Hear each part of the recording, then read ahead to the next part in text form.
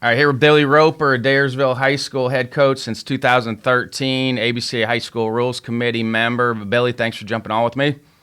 Thank you, sir. Hey, I saw you retweeted the other day. I love this quote myself, but it said, surround yourself with people who fight for you in rooms you're not in.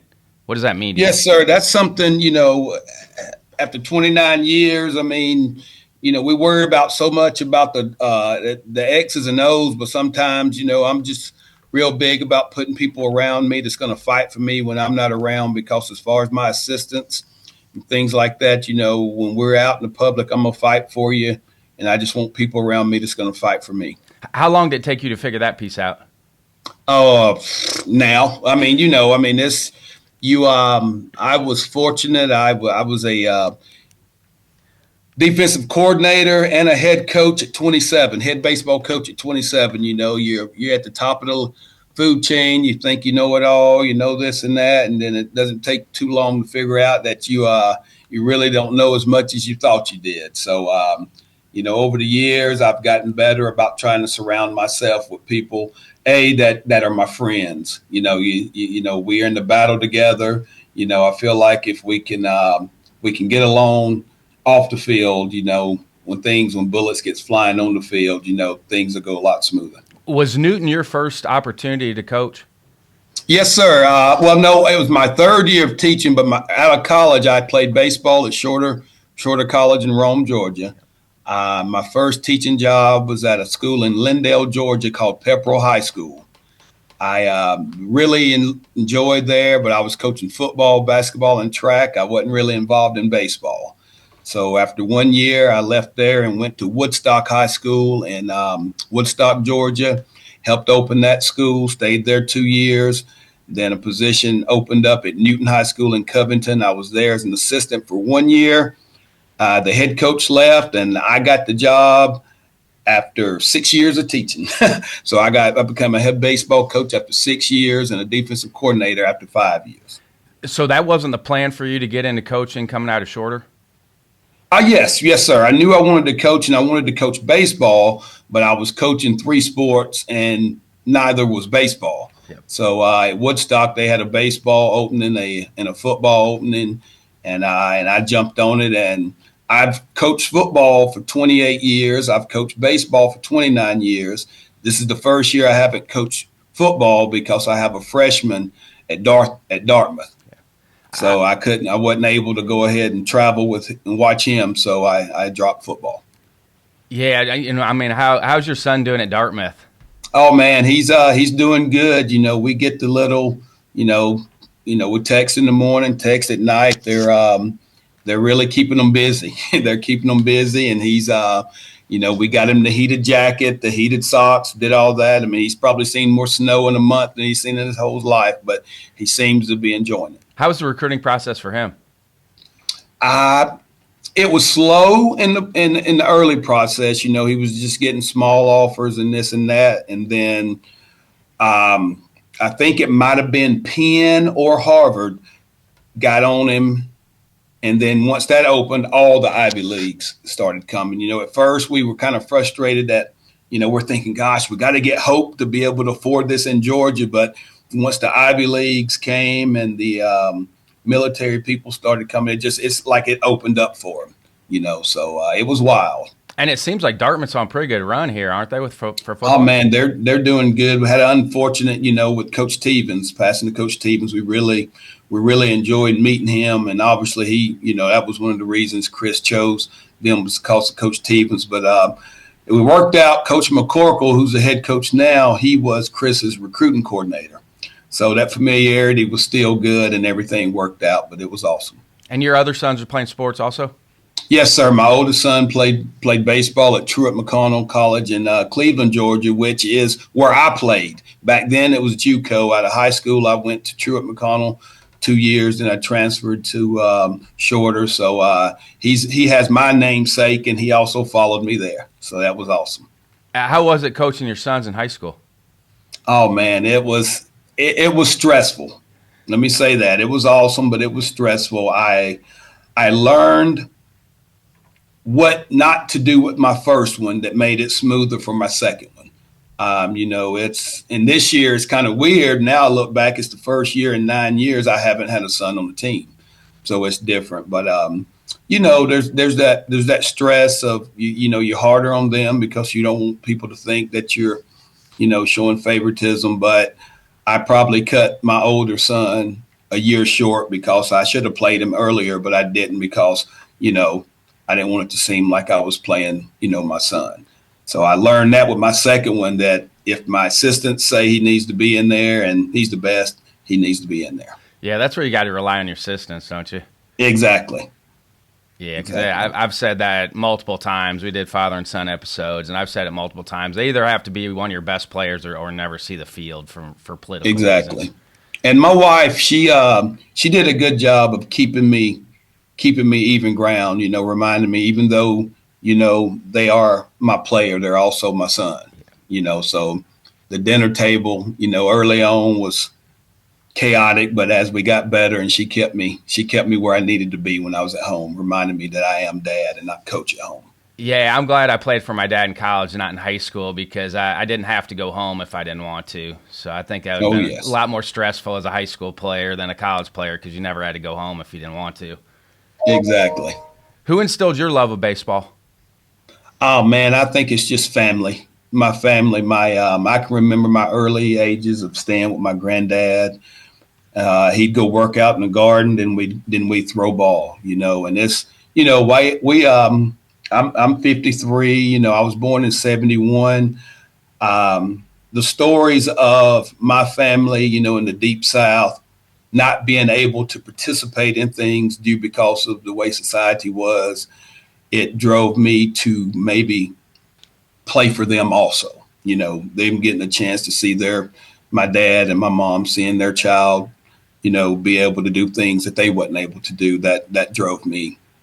Extra motivation for you, correct? Oh, yes. Oh, yeah. And still today, my mom passed 3 years ago, but still to be in the county that I was born in and my parents were born in was probably more awesome about it than anything because they're able to see their fruits of their labor.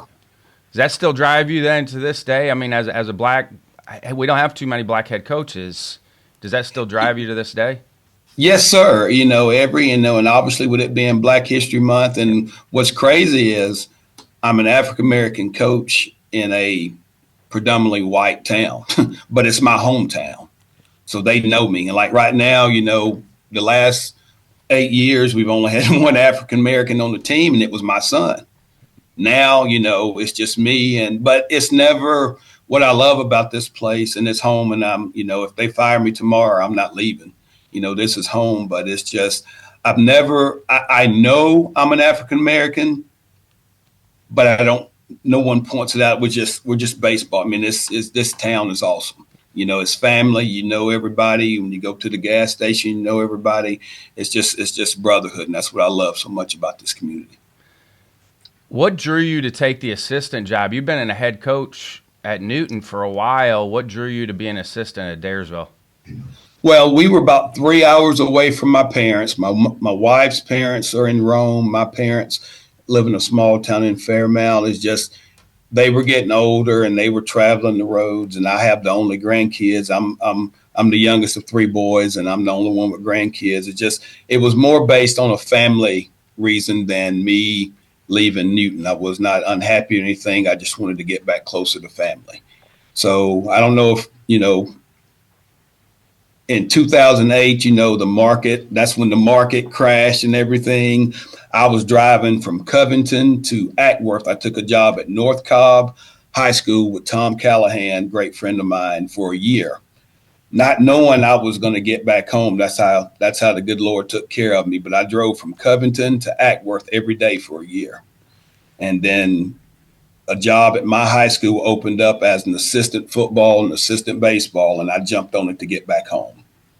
And 4 years later, the head baseball coach got the football job, and bam, there I was sitting right there for the head baseball. Never dreamt or never thought that I would be the head baseball coach of my alma mater. Love it.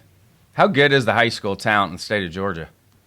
Oh man, it's awesome. You look at the on draft days, how many kids are coming, out of the state of Georgia. You got East Cobb baseball, 40 miles south of us. You got Lake Point in Emerson, Georgia, where PBR and Perfect Game. I mean, it's just, it drives us to you better bring your A game, and we're sitting right between two powerhouses, Calhoun and Cartersville. And if you want to compete with those guys, you better you better get your stuff straight. And that's kind of what drives me, year in and year out.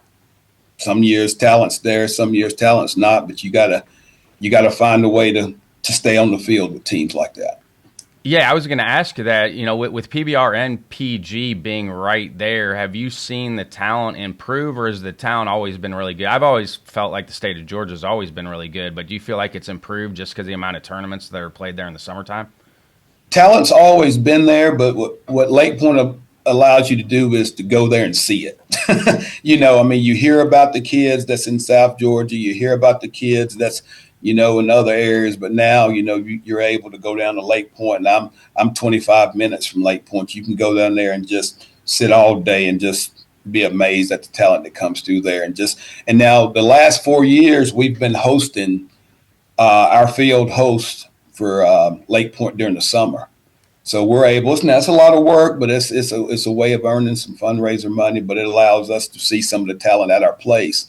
And I even have my players working the gates and everything, and they get a chance to see what's out there. Because they all talk about or have the dreams of, I want to play college baseball. Well, let's come see it. Some of the talent or some of the kids that you're competing against. That's what I always told my boys. It don't really matter, if you're the best at your school, if you're the best in your county.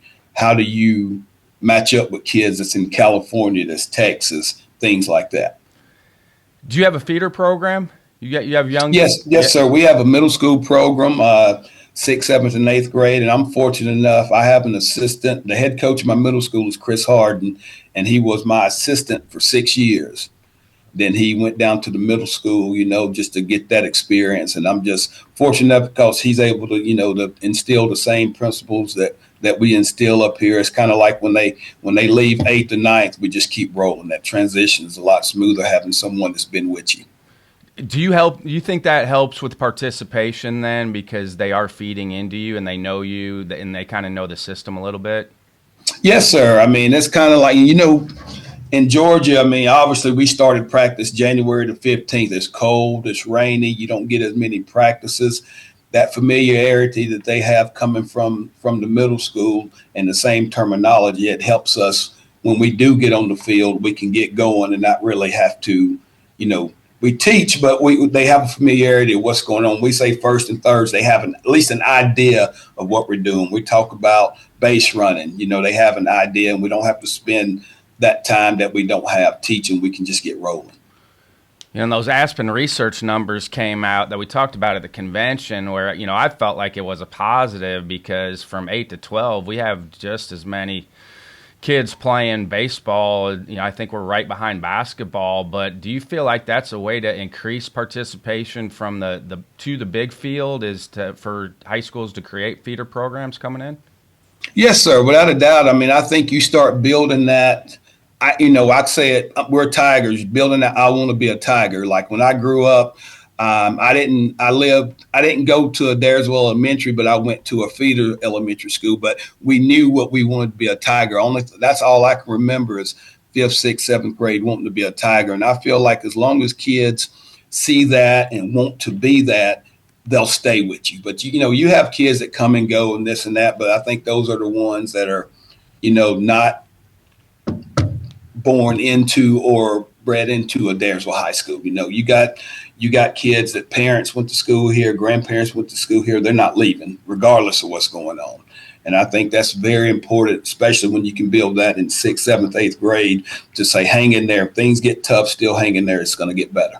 Yeah, that's how my high school was. Like, you knew in middle school you were going there, and it just built there's so much pride in Southern Indiana for Memorial High School and Memorial High School graduates. And I have a ton of friends that still live in Evansville, and there's no doubt that their kids are going to go to Memorial. We've even pulled some guys that we competed against at opposing high schools. Their kids actually go to Memorial High School now, which is crazy for me. Yes, sir. Yep. Well, this small town, we're a AAA school, but we're doing big things here. Our football team has, been region champs the last 2 years. Our boys basketball currently right now are 2-time defending region champs. Our girls right now, our boys and girls play tonight, first round of state playoffs. Our girls are region champs for the first time in like 30-something years. We have strong, soccer program, have a strong JRTC program. I mean, we're just doing some good things. Wrestling just finished. We had 2 state championships. So, I mean, we're doing some good things around here with not a lot of kids. A lot of our kids play multiple sports, 2-3 sports. My kids did. We have a phenomenal strength and conditioning program. Kurt Scoggins, our football coach, John Cudd, our wrestling coach, Spencer Jones. They do a great job with our kids in the weight room, and we're seeing the effects of it. How do you balance what's best for your players and what's best for the program? Well, our kids come in and we say it from day one, if you're going to play baseball here at Adairsville, you're going to lift weights. So when they know that, they got to make a decision: is baseball what I want to do, or do I want to be at Adairsville? If they choose to be at Adairsville, they understand what they're going to do. We start there with the foundation. We kind of talk about, building a house. If you want a strong house, we got to have a good foundation. Our strength and conditioning program is our foundation. If you want to play baseball here, you got to have, you got to be a part of that.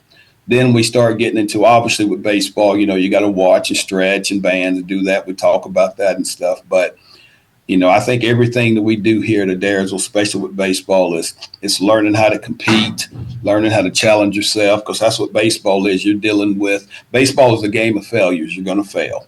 Weight room, you're gonna be sore. You're going to hurt. What do you do when you're that? You're going to quit, or you're going to keep fighting. We want those kids that continue to fight, because if we can win with them in the weight room, win with them in the classroom, we can win with them on the field. What is your protocol for the week then with the weight room?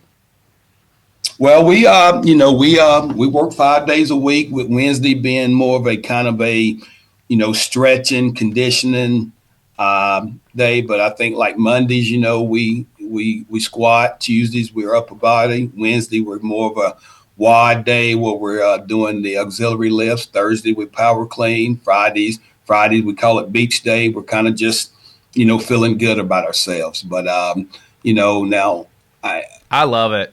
I love it. Yeah. I mean, with baseball, it should be 5 days a week. I agree. Baseball, we have to be careful with them and make sure, if they're pitching. But I said, the key is communication. I was a strength and conditioning coordinator for 6 years before I got my baseball job. So I tell them, I said, I've been there. But I said, it's all about cooperating and communicating with your teacher. If you're hurting, you're pitching a day. Coach Scoggins and Coach Cudd, which run our strength and conditioning, they have been baseball coaches. They understand the dilemma, what is baseball, but we still got to work out. I tell them, look at Arondis Chapman, look at some of these pitchers, look at Strider now, Atlanta. I mean, they're in the weight room doing something, so we're gonna stress that to our players. And Strider's mobility program is tremendous. Oh, yes. I mean, that's the thing. Like, Strider's so strong, but if you look at his mobility program that he does every day, there's a lot of hip opening going on in there, and it's amazing how strong he looks, but also how flexible he is. Yes, sir. Yes, sir. Without a doubt. So, like I said, that's the biggest thing with our foundation that I feel like gives us an edge, because Adairsville kids, they've always been tough, and that's the kind of kids we want. If you can add, toughness, inner toughness, and work ethic in the weight room, I mean, you can do things with those kids. What's the progression with cleans? I mean, everybody here, I liked cleans. I thought it was great for our players, so we did do them, but I think people get scared with that. With your freshmen, how are they taking them through that progression with cleans? Well, we're fortunate enough where our kids start cleaning in 7th grade in middle school. So we're trying to get the foundation there, and then in summer, the football staff and the head coaches, we all do weight training in the summer, and we're hitting them there in the summer also. the progression out there is until they can uh, get the format down, they never put weights. They never put weight on. So the bar is 35. So if a freshman's not getting it down, he could technically his first semester do nothing but the bar, getting getting it down. Then once there, we start putting the weight on. But then even like with our baseball players during the season, now a lot of our football players that play baseball, they don't slow them. They keep doing it because they've been doing it 3 or 4 years. But the young ones, we do lightweight. We get the system down. We get it down and tell them just, we're not asking you to go out there and be, 300 pounds, but we can put 135 on there and get some strength using that power through our legs, putting our feet back in the ground. So we're gonna get them with the system and try to get them to learn it before we start putting the weight on it. How do you get them? I think with the social comparison piece with this generation, how do you get kids to that point where, hey, you just got to focus on yourself in there? You might be a freshman. Don't look at the seniors or juniors. Just look at how you're improving.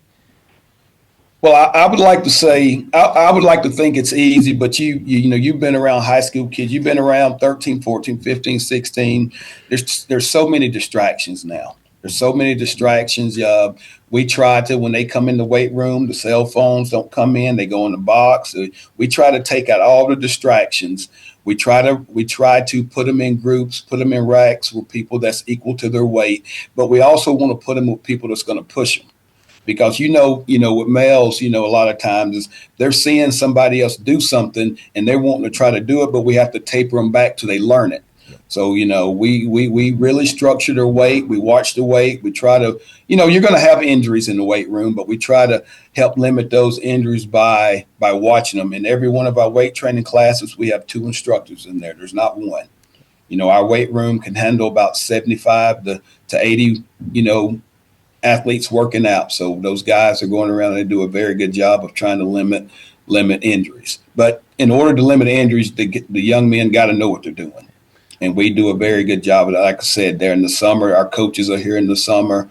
There's no off days here at Adairsville. We work our tails off. Is it early morning during the school year when they're in there? You talking about in the summer or during the day? Fall and spring. When do they have weight room class? Oh, we have it. We have 4. We're on block schedule, 4 periods. We have 4 periods of weight training. Our girls work out hard here today. They have first period, and then second and third period are co-ed, and then fourth is mainly, our athletes. So we kind of got them structured where we even have kids that really don't play sports want to take weight training. They're more in the co-ed ones, second and third. But, our first are dedicated to our girls program, and our fourth is dedicated to our athletic programs. And second and third, we just have them mixed due to their schedule. When are they able to get their nutrition then in? They get the nutrition. We have our head coach. We have milk shakes, we have bars, we have things like that, and they're not charged for it. They go in there and get it. And our cafeteria, they do a great job. They get us the chocolate milk. They give us chocolate milk from the cafeteria, and we try to pound that in them, but they're able to get that through our football program, our head coach. Have you noticed your in-game injuries go down with being this regimented in the weight room? Oh, without a doubt. Like I said, you have your little ones and everything, but the biggest thing, and with baseball, my biggest thing with seeing injuries, I think it's overuse and not taking time off. Yep. The issues that I've seen probably in the last 10 years with the arm issues, you start seeing it's with guys that play 9, 10, 11 months year round. And as a baseball coach, I'm not going to try to deter you from playing all year round if that's what you love, if that's what you do. But I think I see more injuries from overuse than I see from happening in the weight room. Now they may not believe that, but as eyes walking in, I agree. I completely agree with you on that. It's not the weight room. It's the overuse. When you're playing 9, 10 years, 9, 10 months, and you're throwing the ball at max velocity and speed, your body needs to rest. But they don't see that as rest. They see that as me trying to reach a goal that I have. How do you have that conversation outside the numbers of, okay, here's what the numbers say. You're more likely to get injured if you don't, even if it's just active recovery. And I think you're seeing it more and more on the college side where, even those down times, it's still active recovery and they're doing stuff, but that's where the weight room takes care of a lot of that in your downtime with your active recovery. Yes, sir. And we have a phenomenal trainer. She kind of, sometimes they just have to hear it from somebody else because we're in their ear. We're telling them they got to get better. Better equals playing all the time. So, it's sometimes they get it from us when we say, here you are, you're competing with this person. You've got to get stronger, bigger, faster, stronger, better. So sometimes they equate that with playing year round. But the balance that we try to get is with our trainer. She lets them know anytime there's an injury, anytime there's a nick and bruise, they go to our trainer. She's keeping up with their stretches. We have a athletic rehab facility in Adairsville where our kids all of our athletes are able to go there. We have an orthopedic gentleman in Rome, Georgia, which is 20 minutes away where our athletes go to. So we just, when there is something or something, comes up, we try to get on top of it and try to get them back on the playing field. Has it been good for your area that the Braves have had a team in Rome forever? Yes, sir. We're able to, we take the teams there. We watch them. They're able to go. Like I said, everybody can't afford to go to the Braves game. And I'm putting myself also in that. I got a family of 5. I go to the Braves game. I only get paid once a month. But what's awesome about the Rome Braves is my oldest son, he's on the grounds crew. Love it. So he's kind of watched. He's been around baseball his whole life, learned the little things through me. What's funny now, he comes back up to the field and tries to tell me how to do stuff. So I'm like, easy now. I've been doing this a while too. Just because you're over there with the Rome Braves don't mean you know the best way. But it's just, it allows our kids to go see players firsthand of what they strive to be like. Did it help you early on doing football and baseball both, or was it a lot? Oh man, I enjoyed it. I loved it. I played football and baseball growing up. So, and once I started out, I didn't know anything else. And if my son wasn't 19 hours away and he was close to where I could watch him, I'd probably still be coaching football. I love it. There's not, my wife hate this analogy, it's like I'm married to baseball, but my girlfriend's football. She says I don't really like that, but that's kind of how I equate it. It's just there's nothing like Friday Night Lights. I love baseball. I love the ins and outs and that, but when those lights come on a Friday night, there's nothing like it. Who'd you lean on as a young head coach, just getting into it? Who'd you lean on for resources? Well, early on, it was at Woodstock. It was a gentleman named Angelo Washington. He was another African American, and when you are an African American and you see someone like you tend to go to him. And he was real good early on, kind of opening my eyes to how to act in public, how to be a man and own up. And as I went on to Newton, I came across a gentleman named Ben Reeves, and I would probably say he's probably had the biggest impact on me out of any person in my career because he trusted me and gave me the DC job at a young age when I know I wasn't ready. But he saw something in me that I didn't see. And you don't see too many head football coaches. He was my JV baseball coach. So that was I thought that was very humbling that he felt enough to come coach for me and trust me from the defensive side. And now his son is Ben Reeves Jr. I coached his son, but now he's the head football coach at Milton High School in Roswell, Georgia, which is a powerhouse school in Georgia. So it's all funny just to see it come full circle. What was some of the best advice they gave you early on? Well, with Ben, it wasn't as much as words, it was much as watching him. He was a phenomenal husband, a great dad, a great friend, a great leader of young men. And we had a young staff. We had get-togethers. We had prayer group together. We did things. He just showed us how to be a man. And a lot of the things that I tried to do with my kids, I learned from him. Just even though he was a football coach, he made time for his kids. Now, early on, we've all done it.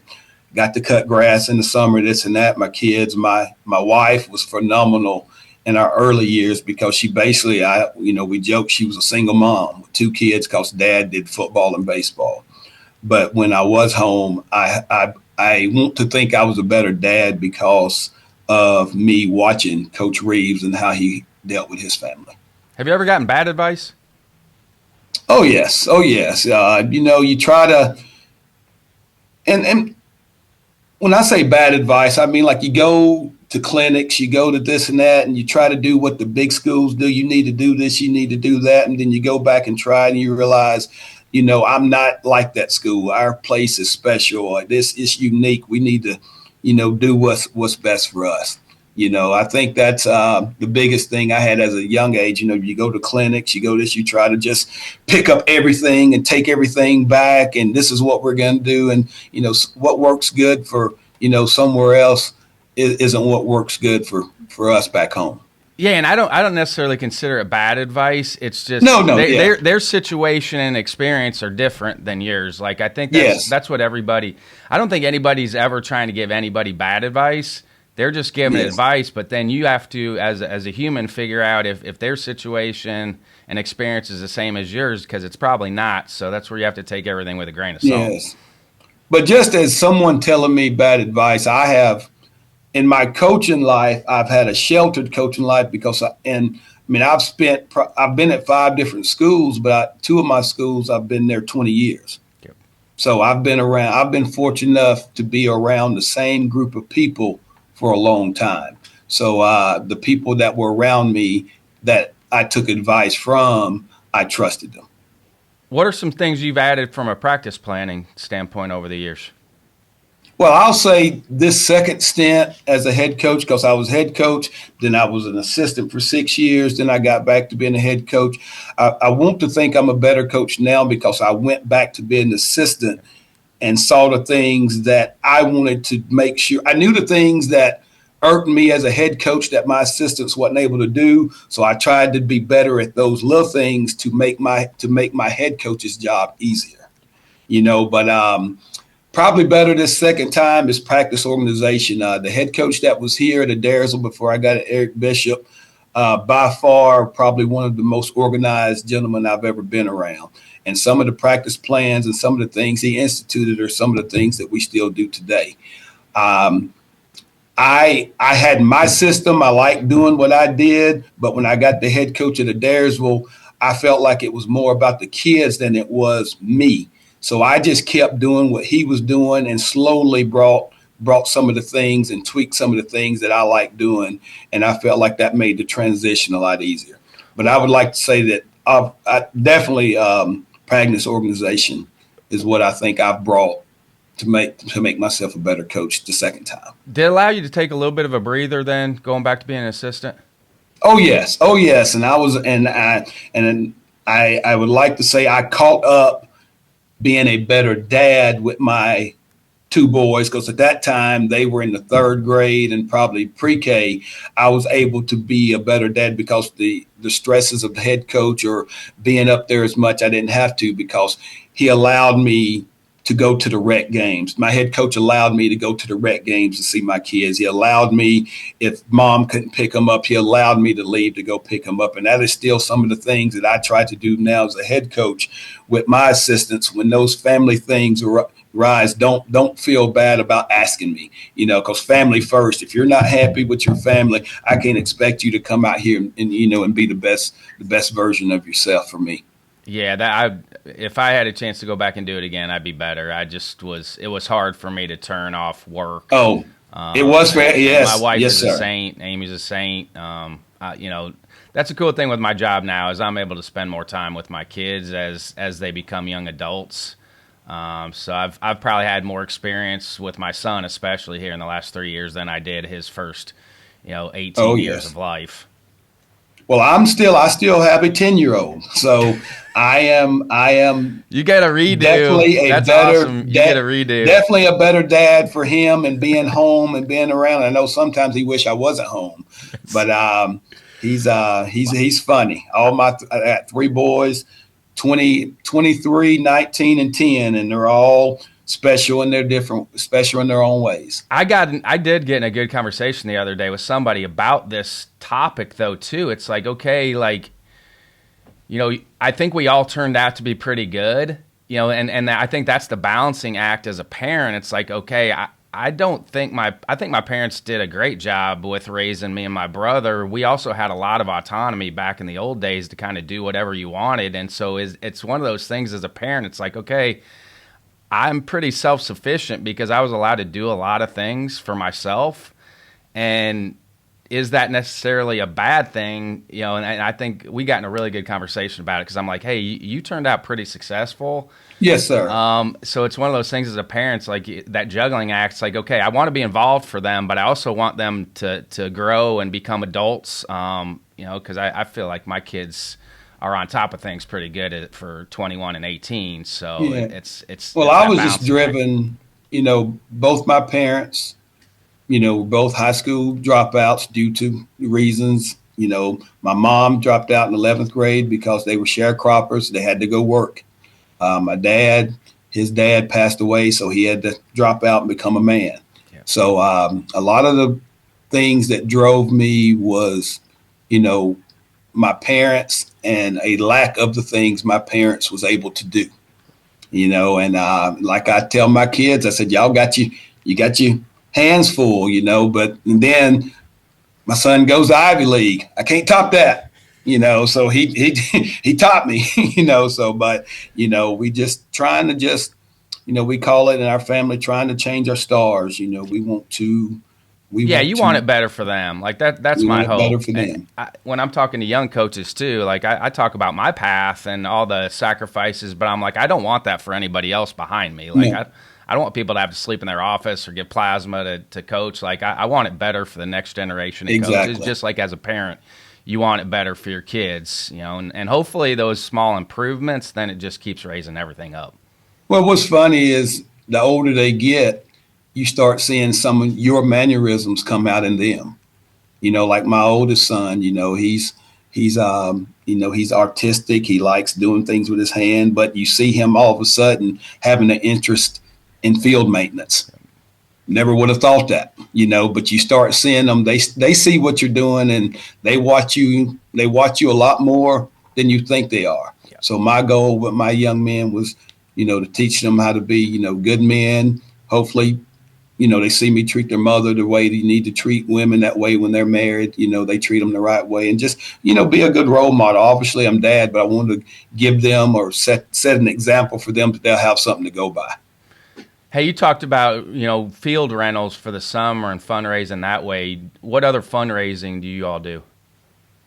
Well, that's we're in a small town, you know, and we get great support from our community, but I'm kind of old school. I really don't, you know, we got all these new inventions now, but I try to just do a couple fundraisers in the fall. Like this summer we did, you know, a chocolate fundraiser with World's Chocolate Finest, and we do a donut sale, and the kids, I mean, the community know every year, you know, we're doing that. Yeah. And our biggest fundraiser is our field signs for our field.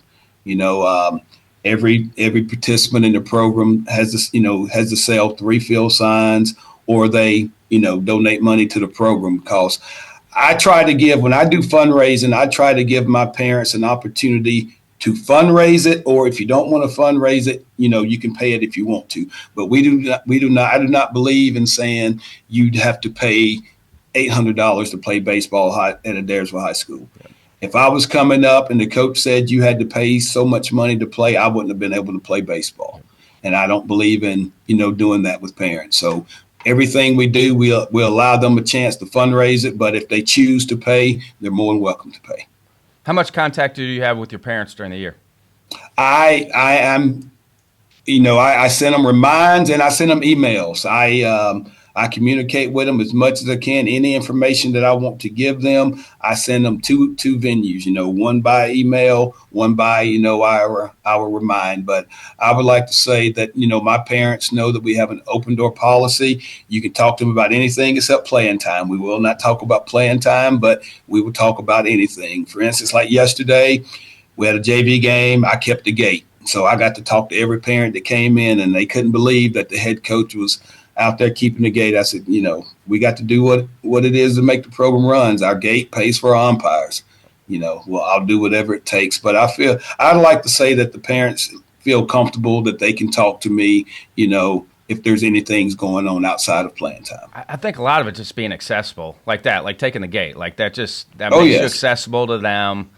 It's not as intense because it's more of a lax situation there. And I think just being accessible as a head coach allows parents to feel a little bit more comfortable to be able to approach you. Well, as hard as it is, I feel like you just have to be transparent.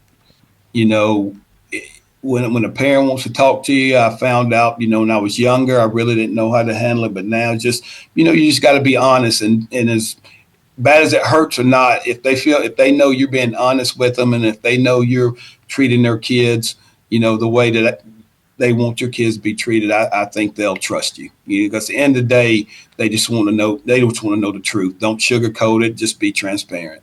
And I think I've been able to do that later in my career. I do a better job of that now than I did early on. Because you were afraid of hurting feelings or this or that. But I feel like if you're transparent with them, they can at least take that. And you've had 2 boys come through the program too. Yes, sir. I think that changes perspectives on everything. As a coach, you coach your kids, but then also I think it gives the parents, outside parents, perspective too on you.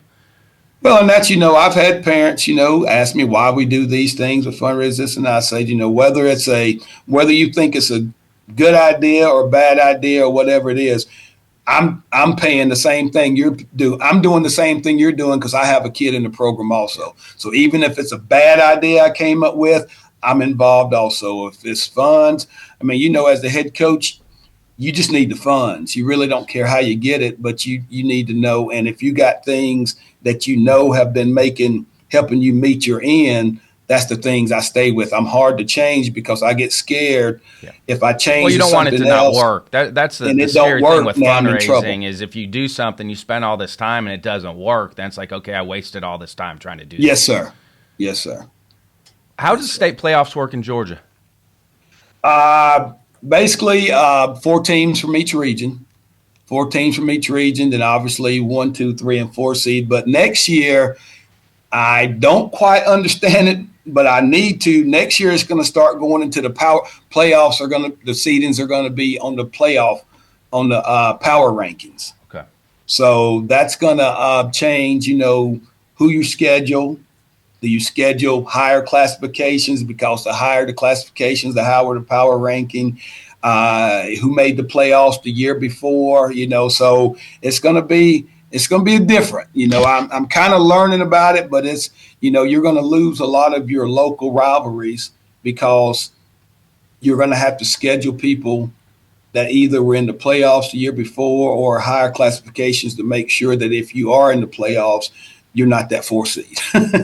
I'll tell you what, man, I'm glad I grew up in Indiana where everybody got in. And coached in Iowa, everybody gets in. I just think if you could make it work that way, let everybody compete. And see, everybody plays in your sectional in your area, and then go from there. We early on, we used to do the region tournament, and I liked that because if I was on the bottom tier, it still gave me a chance to make it. But then one year we would have been like the 1 seed, and one of our pitchers got hurt and we wound up not making it. And I was like, I didn't like that because the whole year it made like your whole year didn't mean anything because you didn't make it through the region tournament, But now it's just, it's kind of like my body of work works for me because the top 4 teams make it, so I got a chance to be in that. What has the Georgia Dugout Club meant to the state of Georgia? Oh, man, it's, I got involved with the Georgia Dugout tournament early on. And, Harvey, you've heard some of these names, Harvey Cochran. I know he's a Hall of Fame. Then we got Coach McDonald right now.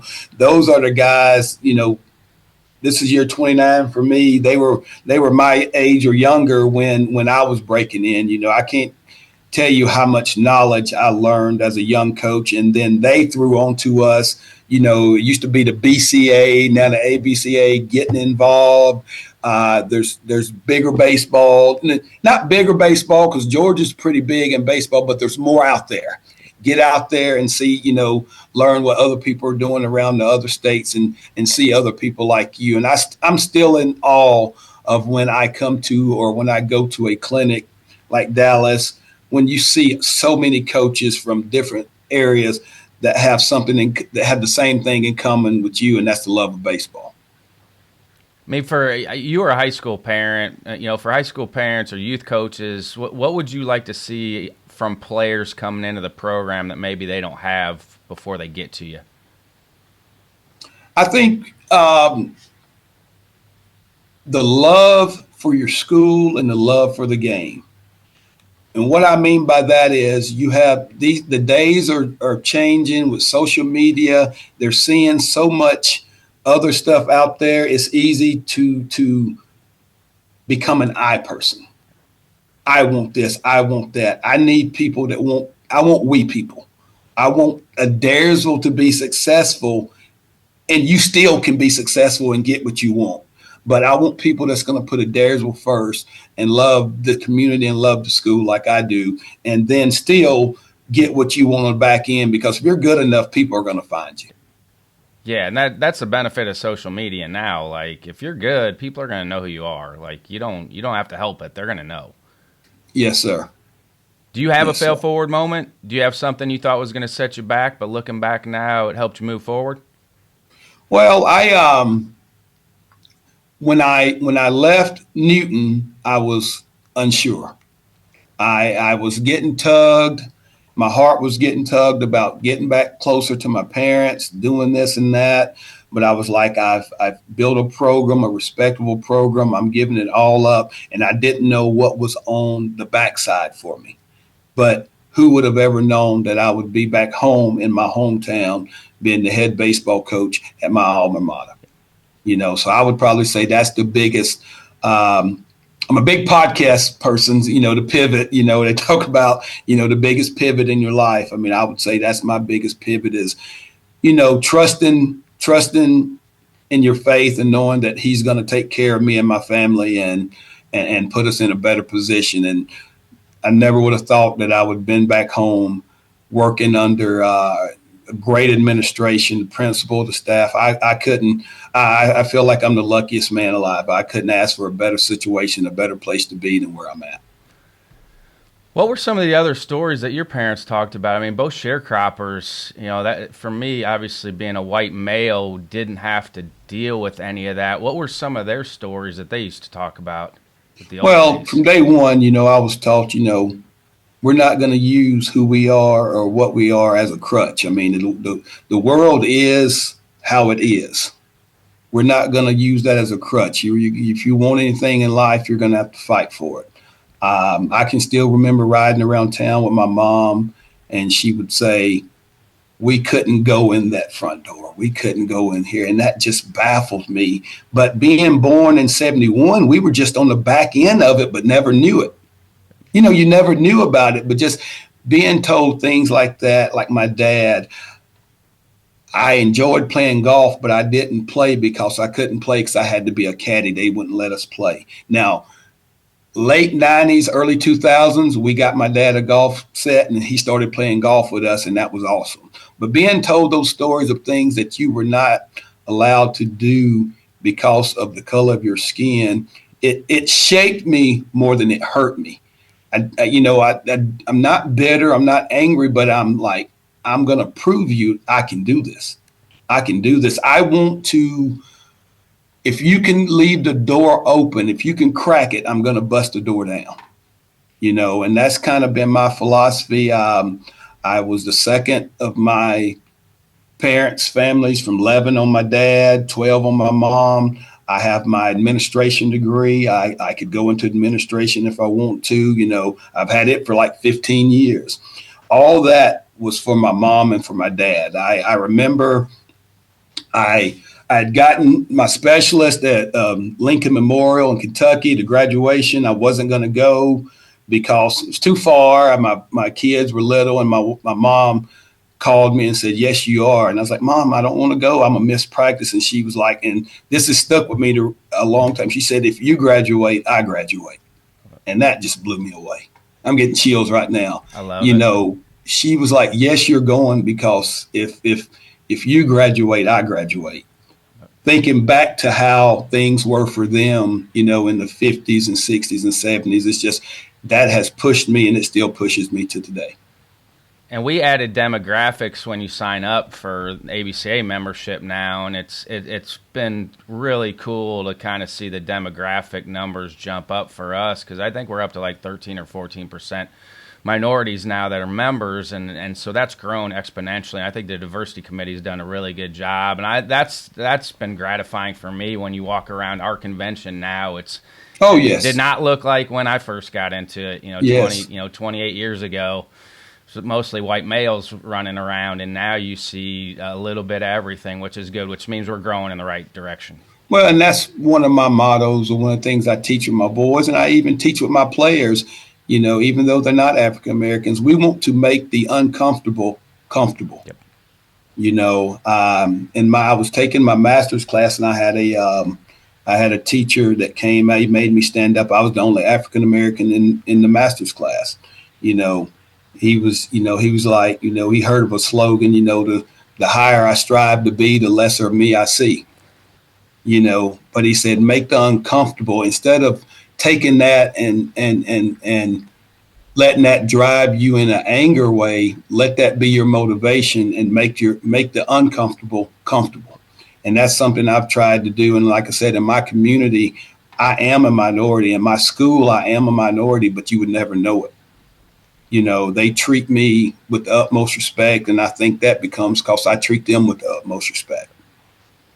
And Carrick talks about it a lot too. We've got to get to a point of inclusion, where it's inclusive. Yes, sir. And that's a big point. I think we're getting better, but it's got to be inclusion where there are no more barriers for whatever you look like, whatever you believe, whatever it is. Where there's no more barriers to get to those points. As long as you work hard, you're a good person, you've got ample opportunities to improve yourself and improve your situation. Yes, sir. And that's, like I said, I instill that in my kids, my children. I mean, we are who we are, love who you are, and push forward. When one door closes, two doors open. It's your job is to find that open crack. And when you get that crack, you bust it open. What are your favorite podcasts then? I like to pivot. I've been listening to a couple of the ones with ABCA. The Wide, Dwayne Wade is coming out, with one right now. I listen to that. Just a lot of them are, motivational ones. That I like listening to players, because we think, we see players and athletes, and we think they've always been this multi-million-dollar person, but you hear like where they come from. And I've been listening, to Shannon Sharp's one, and you listen to his family, his story, no running water, no electricity, things like that. I can relate to things like that. I can say there's people like me that grew up like me that's still able to make it. So just a lot of motivational things. Obama has one. I've been listening to his, just trying to, not as much on the political side, just seeing how, he's being in Obama's rooms president. Where you're the only one. I don't care what your politics are, and you can disagree with me, but for me, Obama was presidential. I loved listening to President Obama talk. Like I loved listening to him speak. He was a great orator. Yes, sir. He just was very presidential, and hopefully we can get back to that at some point, because I think we're missing some of that. I think has your volume gone down? I barely can hear you. Yo, what about now? Yes, that's better. Yes. All right, sorry. I got it. Yeah, I thought it was mine, but it was up on 100. I was like, it's not mine. It's mine. But I like listening to people that's had journeys. Yes. Where I see some characteristics where they have been the only one in the room, and what did they do? What are some things that help get them through when the times were down? Things like that. Yeah. What about you in the weight room? You have any morning or evening routines that you like? Now that I'm back in the P, actually in the gym, the biggest thing that I'm trying to do, I'm 53 now. I can't put up the weight that I used to, but I'm trying. I'm religious with my Apple Watch. It tells me to get up. I'm big on steps right now. I probably do about 200 push-ups a day, but I probably get about 20 to 30,000 steps a day. I'm real big on getting my steps and just trying to get my heart rate up and keep my heart healthy right now. I don't get to push the weight like I used to, but I'm trying to stay healthy on that end. How are you breaking up your push-ups? 50 push-up. I can do 50 traditionally at a time, and I break them. Obviously, I can't do 200 at a time, but I do. When I wake up in the morning, I start walking around the house. If it's summer, I get outside. I try to do 50 push-ups before I get up, 50 somewhere in the day, then 100 somewhere before I go to bed. I try to split it up like that. And I appreciate you jumping on the ABCA high school committees with us. Again, this is a great thing for all of us. But what have been your thoughts with the committees? Well, that's when you're small, when you're a coach in a small team, you've always tried to think about or wonder how things how things are formed, and just, I hate that I missed this year, but sitting in last year, you just getting to sit around the gentlemen that are in charge of enforcing these rules or coming up with the rules, and then you get a notion that it's just all for the betterment of the game. It's not, you're not trying to change the game. It's still the America's pastime, but you're trying to evolve as baseball evolves. So it's kind of unique just to be able to sit there in that room and once again wonder how in the heck did Billy Roper get in this room, but just to seeing how it all come about, it was just kind of, I was quiet, surreal, kind of, just taking it all in. And shout out to Jim Cahill, because Jim actually recommended you, and I do lean on our high school guys in those regions to recommend people, and he was the first person that, when I asked, I'm like, hey, we've got to get somebody for that region in here. He was the first person that came to his mind, so I thank Jim a lot. And I thank all of our high school guys. They do such a great job, and you hit it there. It's like you realize how great the baseball coaching community is because everybody's just trying to do what's best for baseball. Yeah, Coach Cahill and I broke in together. I remember when we were a lot younger, we were actually in the same region.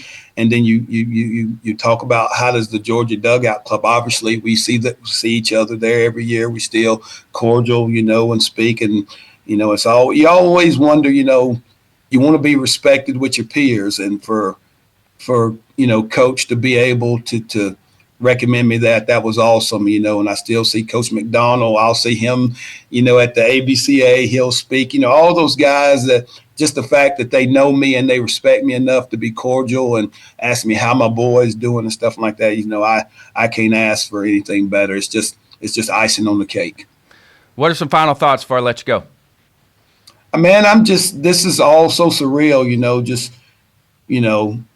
coming from the beginning I've come from to where I'm at now, where I'm respected, in the state, respected as a colleague, on the ABCA, circuit. It's so surreal. It's everything I've always wanted. Just, I don't have as many wins as some of the people, but just to be, to be known as a peer and be respected as a peer, it's just so surreal. I couldn't ask for anything more.